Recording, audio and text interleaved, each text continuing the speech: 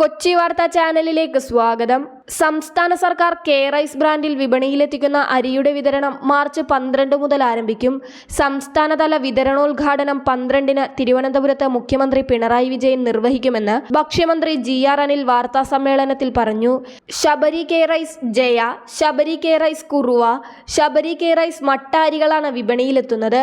ജയ അരി കിലോയ്ക്ക് 29 രൂപ നിരക്കിലും മട്ട അരിയും കുറുവ അരിയും കിലോയ്ക്ക് 30 രൂപ നിരക്കിലുമാകും വിതരണം ചെയ്യുകയെന്നും മന്ത്രി വാർത്താ സമ്മേളനത്തിൽ അറിയിച്ചു. സപ്ലൈകോ സബ്സിഡിയായി റേഷൻ കാർഡ് ഉടമകൾക്ക് നൽകിയിരുന്ന അരിയുടെ ഭാഗമായാണ് കെ റൈസ് വിപണിയിലെത്തിക്കുന്നത്.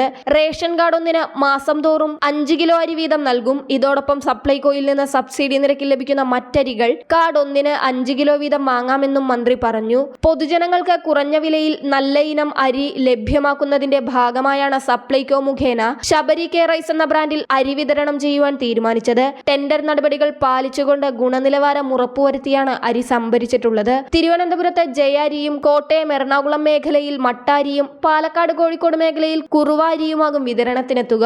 ആദ്യഘട്ടത്തിൽ 5 കിലോ അരിയുടെ പാക്കറ്റാണ് നൽകുക. സപ്ലൈകോയുടെ ശബരി ബ്രാൻഡ് ഉൽപ്പന്നങ്ങളുടെയും പ്രമോഷന്റെ ഭാഗമായിട്ടാണ് ആദ്യഘട്ടത്തിൽ ശബരി കെ റൈസ് ബ്രാൻഡഡ് സഞ്ചിയിൽ വിതരണം ചെയ്യുന്നത്. 10 ലക്ഷം രൂപയിൽ താഴെയാണ് തുണിസഞ്ചിക്കുള്ള ചിലവ്. സഞ്ചി ഒന്നിന്റെ വില പരമാവധി 13 മുതൽ 14 രൂപയായിരിക്കും. പരസ്യത്തിൽ നിന്നുള്ള തുകയാണ് ഇതിനായി കണ്ടെത്തുകയെന്നും മന്ത്രി കൂട്ടിച്ചേർത്തു. റേഷൻ കടകൾ വഴി വിതരണം ചെയ്യുന്ന അതേ അരിയാണ് കേന്ദ്ര സർക്കാർ ഭാരത് അരി എന്ന പേരിൽ വിതരണം ചെയ്യുന്നത്.